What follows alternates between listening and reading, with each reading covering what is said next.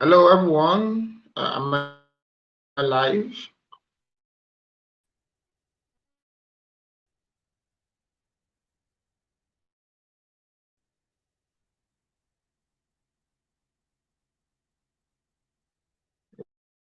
Wow, that's great.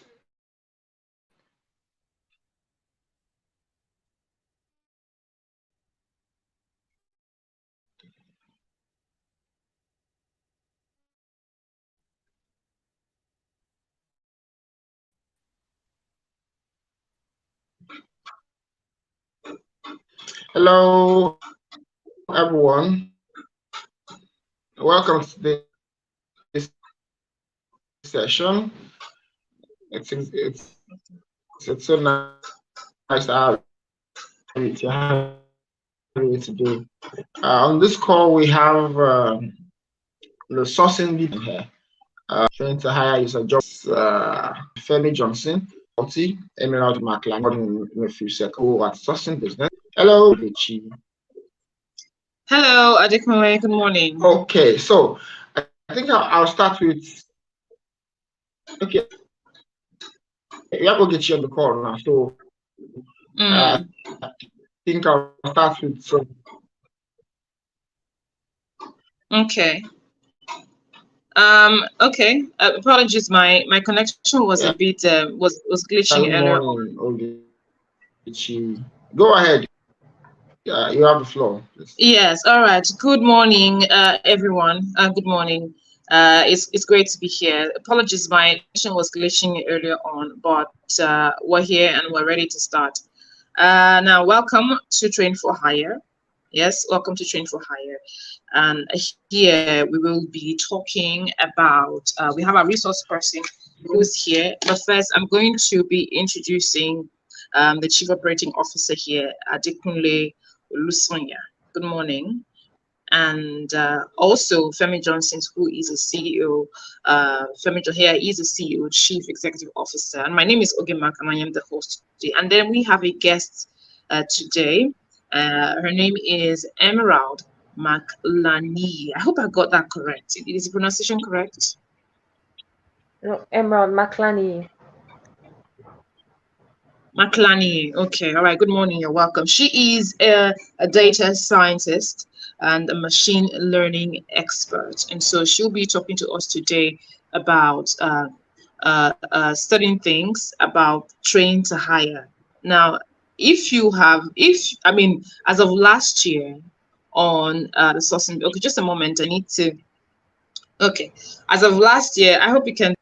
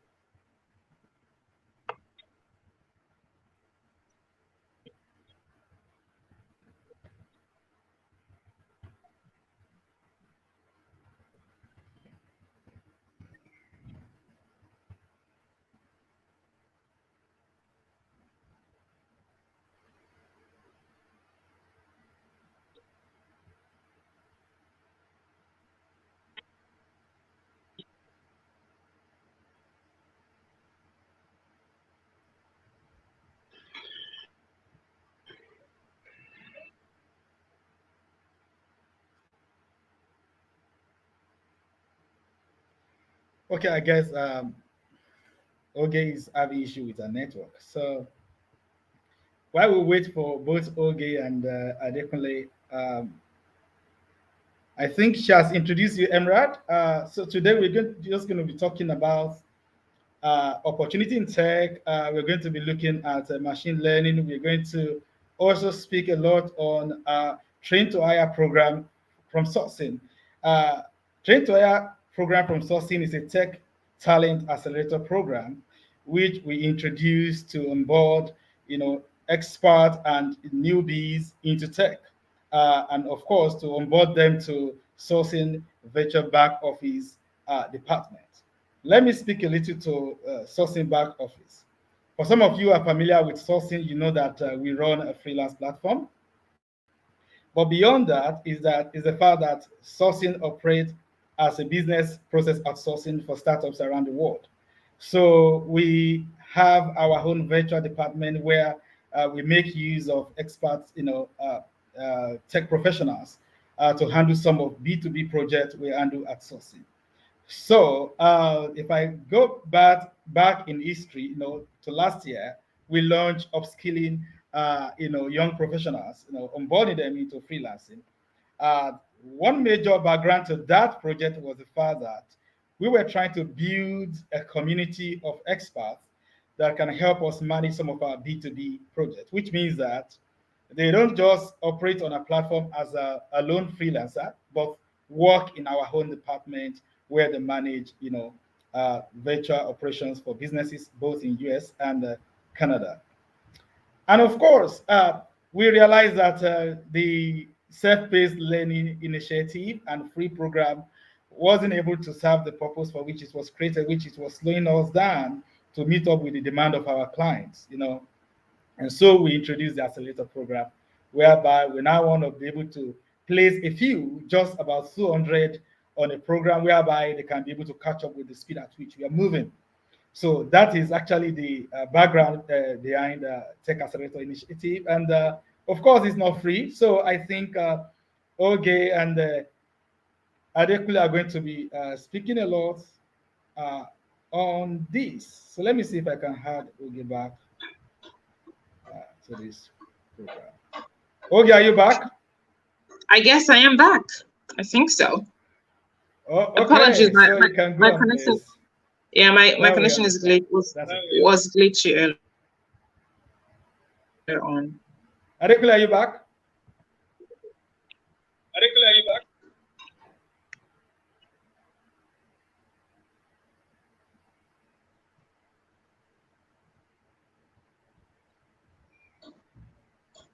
Oge, are you there? Hello. Yes, I'm here. I'm Yeah. here. We are with you. You can go ahead, please. All right.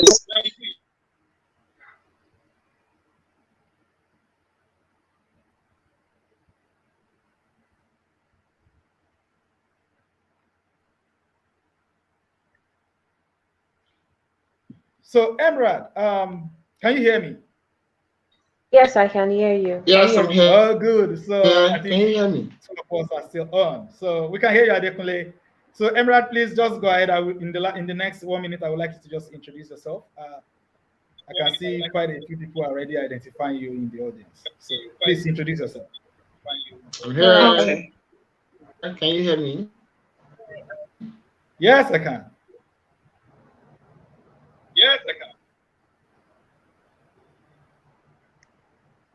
Can I go ahead now?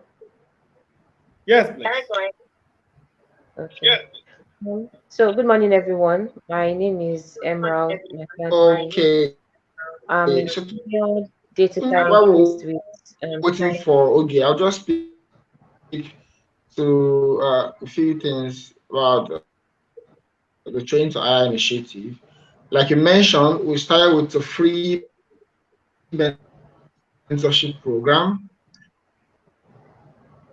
which lasted for well over a year. Mm-hmm. And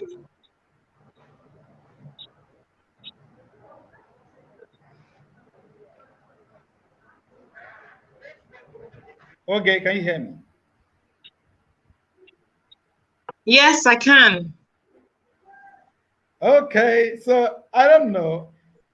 I mean, Adekule was trying to take us through the mentorship backstory, Yes. but Yeah. his network is kind of going off and on. I don't know. Yeah. That seems to be a thing this morning. I don't know why that is, but it seems to be a thing this morning. However, I guess I'm going to take it up from where Adekunle stopped. Yes, you seem to be stable now. Okay. Okay. All right. Now, as he was talking earlier on, the mentorship program started about, as of last year all through, it was free, whereby people would come in, register for free. And as of last year, I remember telling a lot of people that it will not always be free. It will not always be free because the valuable information being given out as of last year was so valuable that a lot of people who ran with it are now, in better places. Resource persons were brought in and they talked their heart content. Now, and just like that, and of course, the trained people in all aspects of, in all spheres of tech, we're talking business analysis, data analysis. We're talking marketing. We're talking Facebook marketing and all that type of digital marketing and so much more. And now, after that, now this year we decided to do a transition to the point that, as opposed to training you, okay, and leaving you to go fend for yourself, we decided, you know what, we're going to train you, keep you, find you a job. That's exactly what this train for hire is. We train you and then we keep you and get you a job. So as opposed to you just getting trained and then you're worrying about, oh, how am I going to get a job? How am I going to do this? How am I going, you just don't worry about that. Once you just get trained, right? Your career has kickstarted already, because once you enter the training, you're sure that you're going to get a job. As of the last time I was speaking to the CEO, I think it was 2 weeks ago, last week, there are jobs already lined up waiting for people. Turns out that the job market is actually available, and a lot of people, there aren't enough trained hands. Now, I like to say that one of the reasons, I'm sure you want to say, oh, okay, how can I say there are not a lot of trained hands with all these people we have in Asia and in India and the rest of them?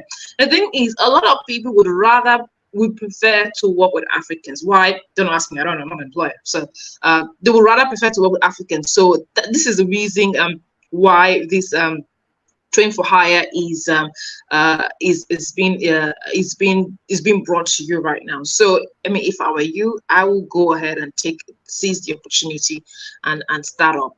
All right. So yeah, that's how we came to this point, and now we are this particular new scheme that we're introducing. It's not exactly a new scheme, more or less like an advanced scheme from what we had last year to this year, and that's why we now have this particular resource person, Emerald McLean, to tell us, who is a data scientist and a machine learning expert, to give us more. But how someone is even listening, you don't know the purpose or the reason why you should even be trained in the first place. We know that tech is the new gold. We also know that if you want to get into tech, you must have a type of training. Now, what I have realized is that a lot of people, once they start the training in tech, they tend to lose encouragement, they tend to lose faith, they tend to lose taste, and they just don't continue anymore. Well, our resource person will be telling us why we need to start, the benefit we will be getting, why we need to stay on it and complete it, and the reason. And of course, I'll be speaking to the CEO as well, who'll be telling us the reason training with train for hire is the best bet.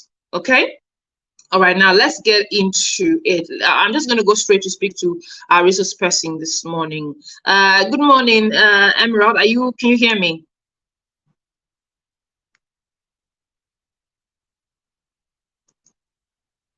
Emerald, can you hear me? Good morning.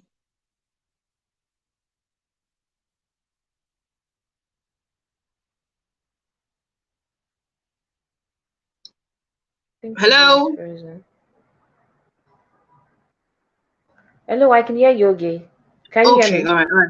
Yes, I can hear you. I just wanted to be sure that I have your attention. All right, so Emerald,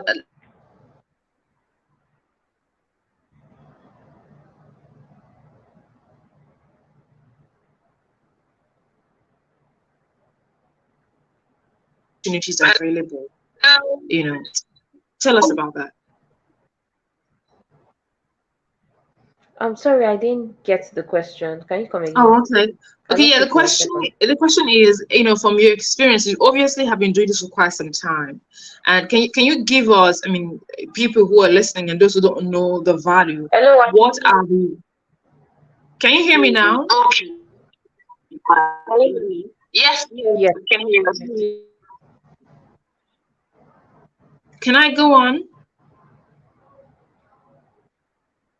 Yes, please. Okay. So the question is, Okay, what yeah. are the career opportunities But please, available excuse in me data one second. science and analytics? Okay, if anybody Yeah, left this program on another platform, you can just, and you're in the studio, you can just off it. Maybe you open it on Facebook or on LinkedIn. You can just turn it off. I don't think I understand you. If you have another device, connected to this program, maybe on a social media Okay. platform, turn it off. Oh, okay.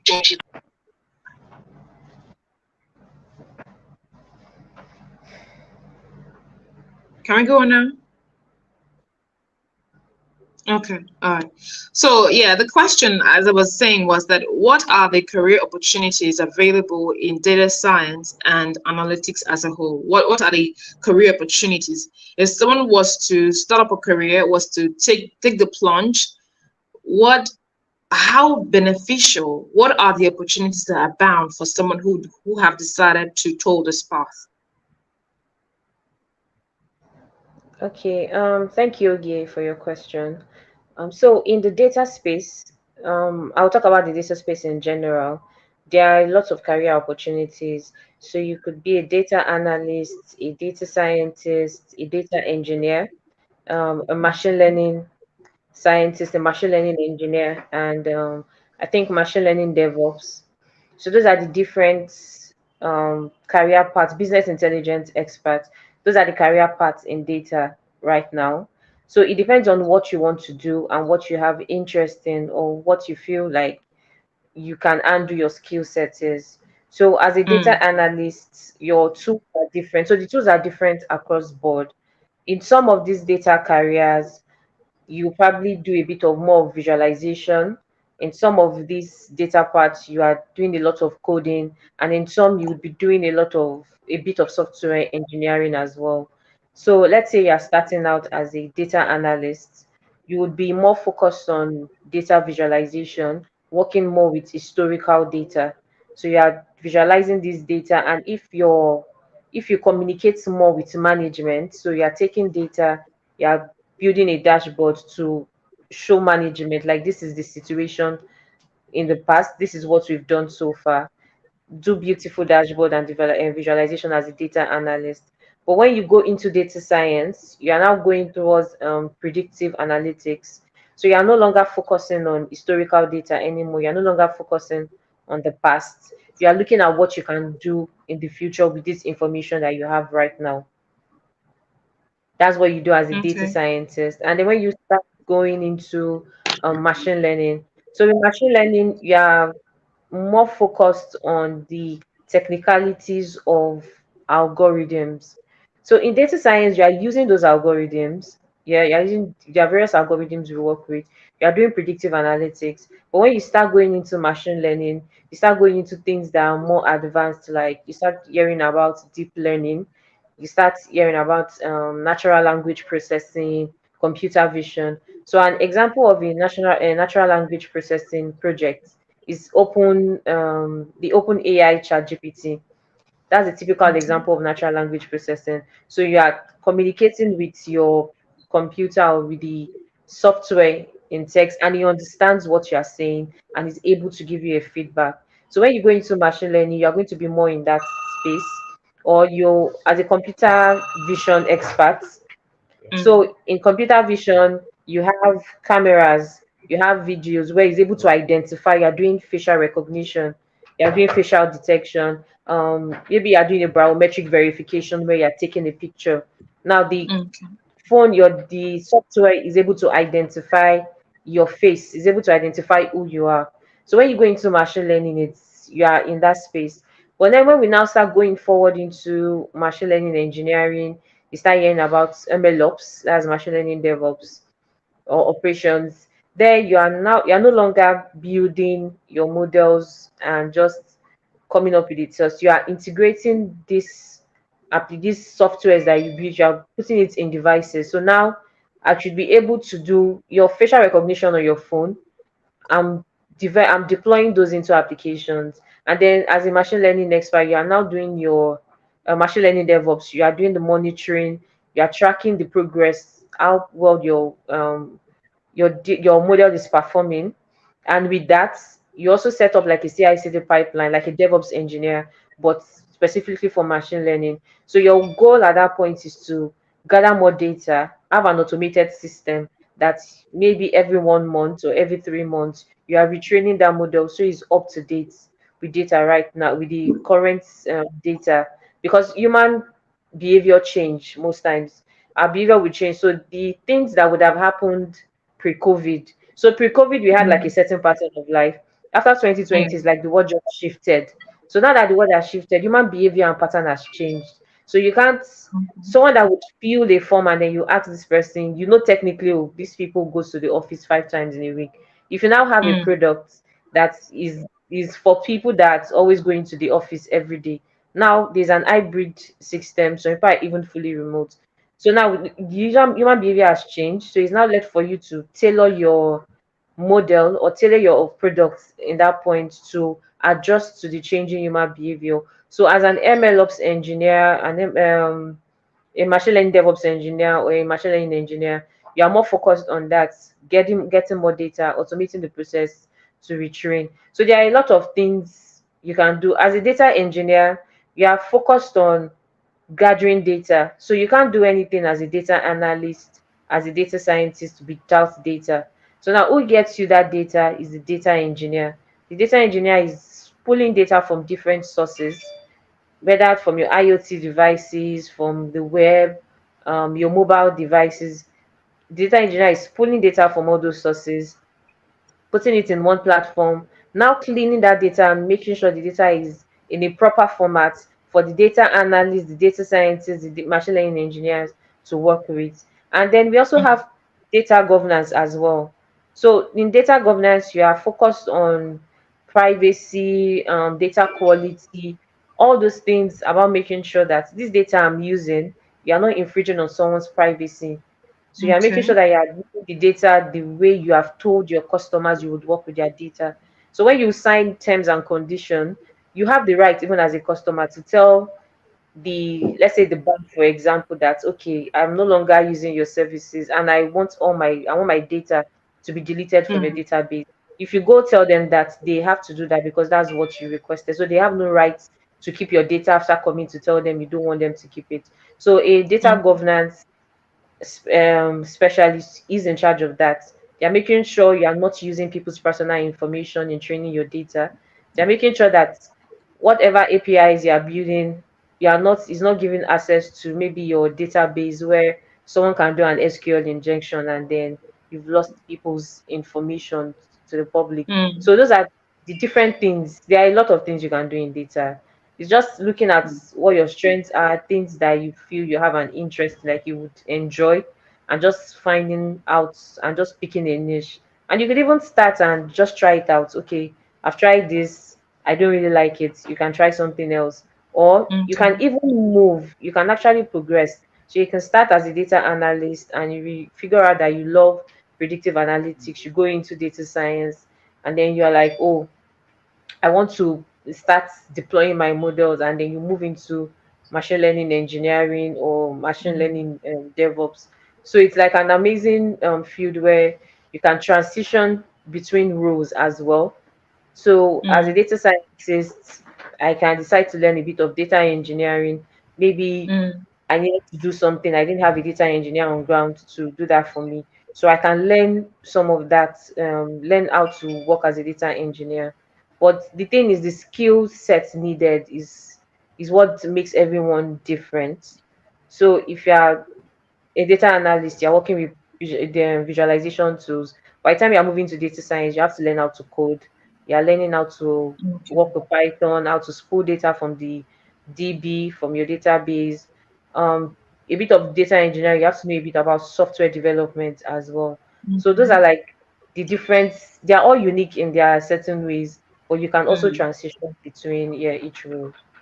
Mm. Now, Emery, what you talked about is quite a lot. Now, are there any criteria? First of all, the very first part of the question is, so someone can be a data analyst and just decide to stay there and not transition. But At the same time, are there any specific criteria? Are there specific skills that is needed for someone to be able to transition from being a data analyst or from any other skill set whatsoever to being a data scientist? Okay, so if you want to transition, I would even because I know some people end up transitioning regardless. So the Okay. probability of transition is pretty high. So one thing would always advise is if you're starting out, even if you're starting out as a data analyst, which you probably be working with visualization tools a lot, would always advise you pick a programming language, just learn it. So Okay. when you decide to transition in the future, it won't be too difficult for you. So even if you Mm, are learning how to use Tableau or Power BI, learn Python as well. When you learn Python, if in the future you decide to transition, I've even had people who are data analysts that are even transitioning to data engineering roles. So okay. at that point, it requires that you learn how to code, that's your programming skills, but at the same time, you need to learn how to use the cloud. So AWS, Azure, it depends. So there's something generic with everyone, but at the same time, there's something still distinct about every data role. So you Mm, just need to know where you're moving to and what's that skill that you don't have that you would need um to add to the skill you have already.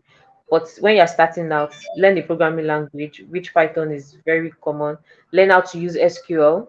So learn how to write SQL queries up to at mm, least intermediate level, and okay. now look at what is unique in that field where you are and learn that too. So if you're a data analyst, then you are adding visualization tools to it as well. Okay. All right. Now, from the time when you have, been in this career path, what are the experiences and the mistakes that you've made that those who are just getting into the career should avoid or take note of? Okay, I think starting out, the mistakes I would say for me was, well, I would say I had mistakes like that because my background is in statistics, and I Okay. was pretty much aware early in of the data science part.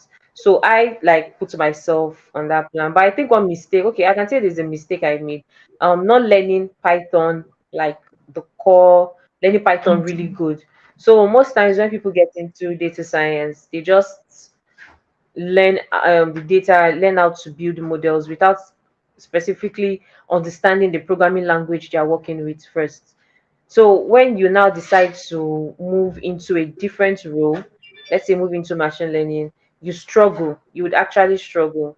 But if I had started with learning Python very well, I did learn Python, but not as I would have loved to have learned it then. It was just surface level. So I feel like I would have started to learning Python really good, like a software engineer, and then taking that into data science. Because even at that Mm, point, I knew what I wanted to do, like my final goal. I had an idea of what I wanted to do. But then again, I didn't have like someone to put me on that right path. So we're just learning things left to just pick up this, pick this up. And then it was getting the job done at that point. So we're just learning. We didn't have that structure, basically like a roadmap, I would say. So mm, I wish if I'd had a roadmap, okay, start with Python, then move to this, then move to this, move to. I think it would have made the learning phase way easier and a lot more smoother for me. So I feel like I could have done better with that. okay. All right. Now, I don't know if anyone has a question, so we can get into some of the questions that okay. In the absence of that, now, Emerald, tell us, how did you launch your career? I know you've mentioned earlier on that you have a background in statistics. So, how did you launch your career into being a data scientist and a machine learning expert? Because it's not every time we find people in this part of the world, especially females now, who have a career in being maybe data scientists, but not machine learning experts. So, how did that evolve? How did you come about that? Okay. Launching my career. So I've always had, I think it started from my interest basically. So I've always had interest in robotics, like I very early. So it was me doing that, and we don't have like such a program in the country. then. So it was me looking at trying to create a pathway for myself on how to get there. So doing having a background in statistics, I knew, I think during my final year, I think 300 levels. So you're already getting ready to write your project. And I looked at the old departments, I saw what they were always writing. They were doing the same thing. I'd already started learning about data science then. Even then I was closer to computer science students than even my Okay. statistics course mates. So I related with them a lot. And then from there, I got to meet, like, we had some young lecturers there who were doing their masters and PhD, and it was in the field of most of them were doing with expert system then. So it was not technically artificial intelligence, but it was close. And so there was one of them that also was going into machine learning. So he was writing his thesis on that. And then because he was young, most of us were in that space, were more in tune with what was in technology then. So we knew where the world was going to. So it was always like we're always having conversations. So there he asked his project students to work on machine learning as well. And because I'd had conversations with him, so they were referred to me like, oh, meet this person. She has an idea on what she's doing. And then when it came to my own project, I did not want to do the regular statistics thesis or project that we do then with all the Arima and also I was very lucky to we had a new lecturer then who came from the UK who was also he was in machine learning. He's a statistics lecturer, but he was looking into machine learning as well. So I was able to reach out to him like, okay, I've been learning this. I've been doing a bit of research. I've been learning on my own. I would love my final year project to be in this field. So he went and I would say fought for me basically. In fact, I had to change my supervisor then to this person because the supervisor I had then I'll probably just have to do the regular statistics thing.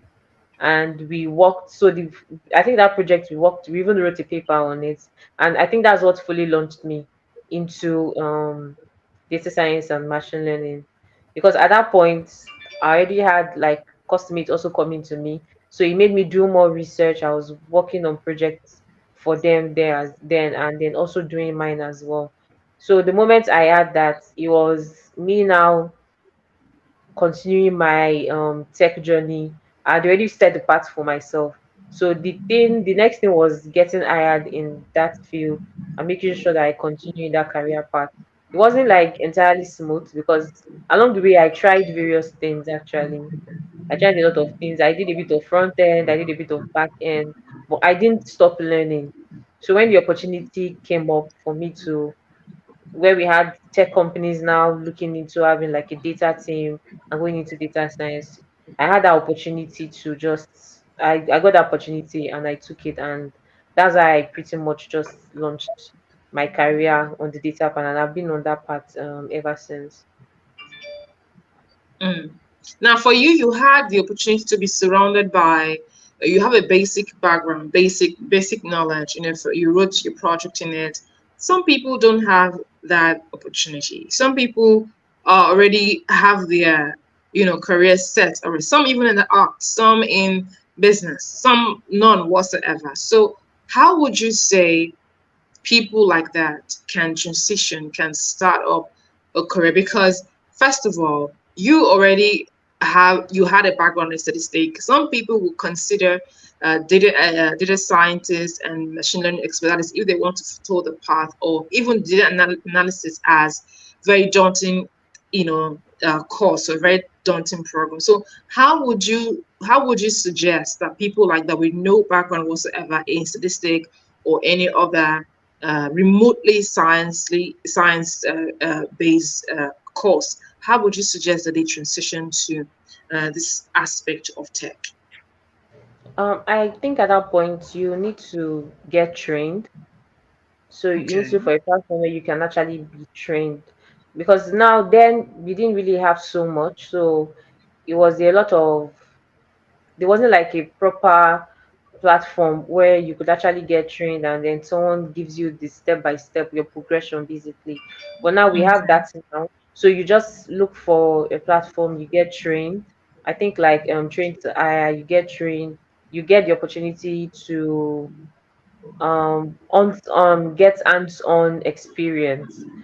So another thing is there are also boot camps where they train you, but you don't have an idea of what the industry really is like. And the industry is different. So it's different in the sense you are learning and then you are starting with, you learn how to do data science, you are working with CSV files, and then you come to a company, your CSV files are probably not even up to 500,000 rows. And then you come in the industry and you are coming and you are saying, you are spooling, like I work in the banking industry, and you could be spooling data sets for, let's say, 6 months, and you are running into 100 million rows. That is big data. So you don't have that, you get overwhelmed, you don't have that experience. You'll be working more with SQL, and then you're used to, when you just learned, you're just learning with CSV files or Excel files. So um you need that platform where you get like an intense training. They have the understanding of industry, so maybe they know what is needed out there, so they train you on those skills needed. Because we are getting to that point right now where the data that we humans are releasing daily is getting large and it's increasing by the minutes. So now when I started learning, then the data available was like pretty much small and all. But now we are in that point where we are now talking about big data. Most companies have big data where you can't even use your regular, let's say when you start, you're using pandas to read in your files. You get to that point that you can't even use that anymore. You now have to start learning about other tools like Spark, running on parallel distributed system, because the data set is so large. Your computers, now you start doing projects where you start working with GPU or using Spark to spool this data and learning those things. So when you get yourself into a platform that could train you that way, I think it would make you be ready for the market compared to someone that just uses some sort of boot camp, or you decide to learn from a YouTube video. Because trust me, what is out there is different from what's in there. And you need to be in a platform where they can also mold you to the industry. So the thing is, you are learning data science, you are learning the basic skill, but now you need to know how to apply those things you've learned to the industry where you are in. So if someone comes and tell you to do product recommendation, and the only thing you know about recommendation is based on maybe a movie recommendation or Mm, e-commerce recommendation, and then I'm in the bank and you're telling me to do product recommendation, that's where having this plan where you this is why getting trained would help you. Because I believe they would take you across the different industries. Like, this is product recommendation, but this is how you apply it to banking, this is how you apply it to e-commerce, this is how you apply it to health, this is how you apply it to this is how you generate data for it, so you don't get like overwhelmed when mm, you finally get a job. mm. All right, that's amazing. That's amazing. Now, to the question as on a lot of people's lips, they've been thinking about it. How rewarding is data science and machine learning? How rewarding is it? Okay, so rewarding, yeah, it is. When it comes to pay, it's one of the, I think tech in general is rewarding. First of all, you guys are where you're learning, but now data scientists are now, let's say, like a top skill in the data space. So in the data space, if you have any skill in data space, you are more you get more opportunities as well, because every company is trying to utilize their data. They now want to know who their customers are. They want to increase revenue.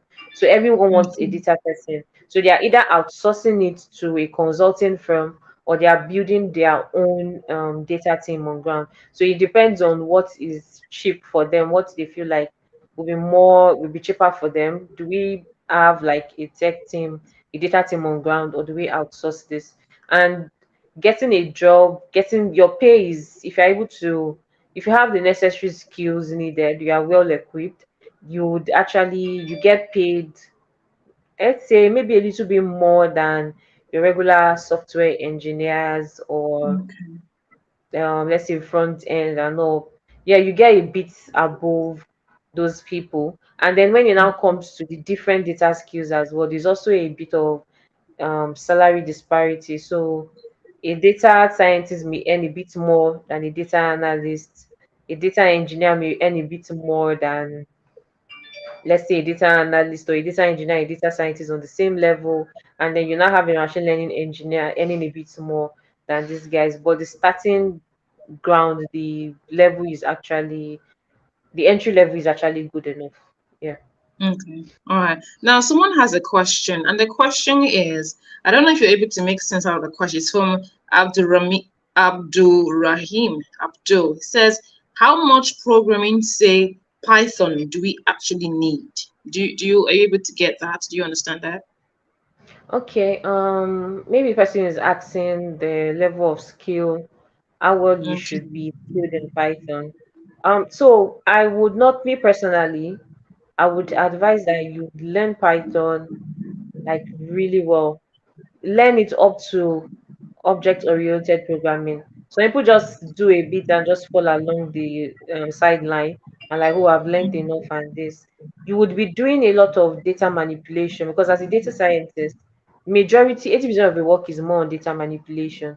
So if you don't have like the core understanding of data types, data structure in programming, you don't know about classes, you would have issues. You would do those things quite all right, but when you won't be able to like grow, because when you see more advanced things to work, you would struggle.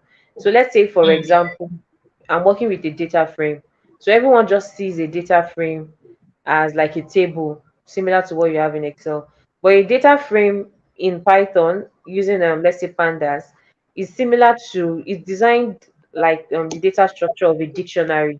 So now if I want to manipulate my data frame, if I don't understand how manipulating dictionaries work, I won't know how to do like my manipulation really well. So I would advise, start from the basic as learning what a variable is, and go up to the level of object oriented programming. So you're learning about classes, you're learning about methods, like go that deep. So when you take your time to learn Python, then you can start going into whatever data field that you need to. Because if you rush and just skip most of those steps, you will come back to it, and when you come back to it, you will need it like urgently, and you won't have that patience to take your time to learn it really well, and then you start getting frustrated because you don't have the time and you don't have the skill as well. mm. All right. Do we have any more questions? And so, do we have any more questions? Let me see if we have more questions. Okay. No, we don't have any more questions. All right. Amarada Makani, thank you so much for spending time with us and taking us through this process of learning, and this process of encouraging people to be able to transition and make the most out of the train to hire program, the job placement program. All right. Thank you so much, Emerald. Thank you. Thanks for having me again. Femi, I don't know if you have any other thing to add or to ask. No, for now, I think that was just okay. That's just awesome. Right. Okay. All right. All right, then. Thank you, everyone who's tuned in. Thank you so much for staying tuned. We'll be back next weekend, same time at 10 a.m. And hopefully the connection would be perfect so that we'll not, we'll have the drama we had today. So we'll be back next week, same time. And then we'll be talking to another expert, another person who will be telling us and encourages and telling us the benefits of transitioning to another aspect of tech and why we need to make use and make the most of the train to hire opportunity. Now, in case you don't know, in case you're just joining us, the train to hire opportunity is a job placement program, right? And it's brought to you by Tech Talents Accelerator Program under the Sourcein BPO. The purpose of it is to train you in any aspect of tech, acquire the skill, and then help you get a job. That is the goal of it. They wouldn't just train you and leave you to go fend for yourself. They will train you and then help you get a job, put you in a place where you're able to earn a living.